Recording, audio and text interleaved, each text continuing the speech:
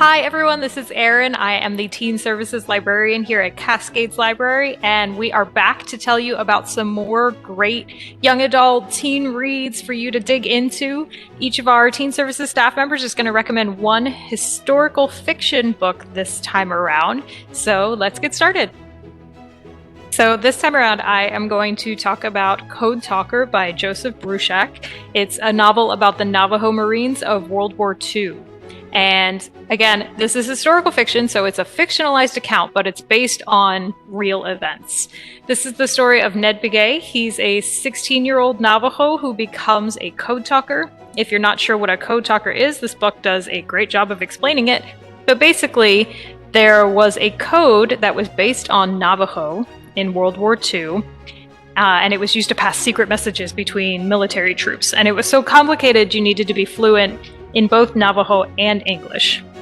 The book actually starts when Ned begins attending an Indian boarding school, where he's told he has to forget his culture and he has to forget his native language, which is Navajo, in order to get ahead in life. He has to forget being Navajo.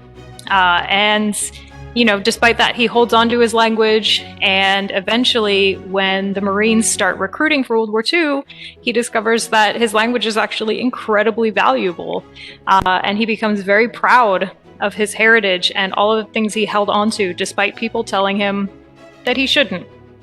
It has a lot of lighter moments in it, a lot of good comedy moments, especially during military training. There are a lot of funny moments about walking across a desert. It's pretty good. They also have a lot of action-packed moments. They go to Bougainville, and they are also at the Battle of Okinawa. So if you like action, if you're interested in history, especially military history, this is a really great book. If you liked series like the I Survived series, or if you like Margie Prius, or if you just want to learn about different perspectives from World War II, like Librarian of Auschwitz or The Book Thief, then Code Talker is a really great book to read. I highly recommend it. Thank you. Hello everyone, my name is Aaron McAndrew and I'm here today to talk to you about The Song of Achilles, which is a historical fiction novel written by Madeline Miller. Now this historical fiction novel is not like your typical historical fiction novel. It's set pretty far back in ancient Greece, and the plotline roughly follows that of the Iliad, if may have read that before. However, unlike the Iliad, the perspective of this novel mostly follows that of Patroclus, who, in the original epic, is portrayed as Achilles' comrade in arms and his friend, but in Miller's book, is portrayed as his lover.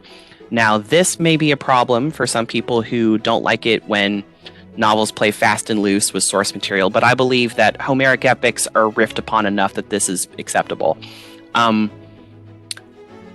If you like stories with LGBT leading couples, this would be great for you. It has plenty of representation, although I will say this isn't one of those books where the main couple makes it out of the book in a good place.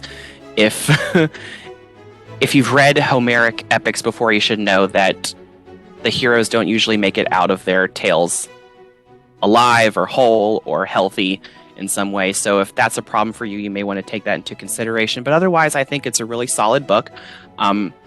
It's very popular. It's won some awards. If you like stories that are unique in their setting, and if you like ancient Greek myths and tales, then this is definitely up your alley. So give it a read if you're interested. I'd love to hear what your thoughts are. Thank you. Hi, this is Melissa from the Cascades Library here in our Teen Services Department. The book I'm reviewing today is called The Boy in the Stripe Pajamas. First off, it's important to note that while the topic of this book is about the Holocaust, it's purely a work of fiction and not based on a true story. The main character of this book is Bruno, a 9-year-old boy who has an idyllic life in Berlin. Bruno's father is a Nazi officer who is working his way up in the ranks. His father's job demands that the family abruptly move to another home far from Berlin. Bruno finds this news devastating as he is very happy with his life. He lives in a large home in which he can explore, and he's already made summer plans with his friends. However, against all reasoning from Bruno, they pack up and head to their new home. The first half of the book is all about Bruno's life in Berlin, and then his process of transitioning to this new place they're supposed to call home. Once we get to the middle of the book, we find Bruno quite tired and bored of his life, so he decides he will start to explore the surroundings outside of the home. On his journey, he soon discovers another boy. He thinks this boy could be a friend for him to play with. As he approaches the other boy, he realizes the boy is quite different from him, and there's a fence separating them. The rest of the book takes us on a journey with these two boys as they learn about each other's very different lives and the friendship they develop, even with so much more than a fence separating them. As the book goes on, so does the seriousness of the story. It becomes a tough read. I will not talk about the ending and will let you read it for yourselves. The thing I like about this book is how Bruno's perspective on life shifts. He goes from being focused on himself and his own problems to discovering how a boy his same age could have a totally different life from his. As he gets to know this new friend, he becomes more compassionate, empathetic, and he seeks to help his friend however he can. To read about the bond and friendship that forms between them is overwhelming. Check it out and see what you think. Hi, I'm Angela, the head of Cascades Library Teen Services, and today I'm going to review the book Outrun the Moon by Stacey Lee. This book is interesting, and it has strong female characters. Mercy is a 15-year-old Chinese-American entrepreneur living in San Francisco's Chinatown in 1906. She is imbued with bossiness, which her fortune-teller mother informs her comes from her high cheekbones. Mercy may be bossy, but this is one of the things that draws the reader to her. Mercy is determined to change her life circumstances and those life circumstances of her brother. She is afraid that her brother Jack will be pressed into becoming a launderer just like their beloved father and have to work 16 hours a day. So she decides that she's going to connive and bribe her way into an elite girls' school. She does so with determination and by bargaining with the headmaster. During the story, Mercy faces harrowing and sometimes amusing challenges, but she is able to stay on track by referring to the wisdom of her mother and her favorite author, Mrs. Lowry, who writes a book about being a successful entrepreneur, which Mercy has read over and over and over again. Mercy seems to be doing okay, and then one April morning, there's an earthquake in San Francisco. This earthquake devastates Mercy and her friends and changes their lives forever. The city is able to come together, and some things that used to seem important no longer are. It is at this point that you will really be cheering on Mercy's bossy cheeks and the courage of her and her friends.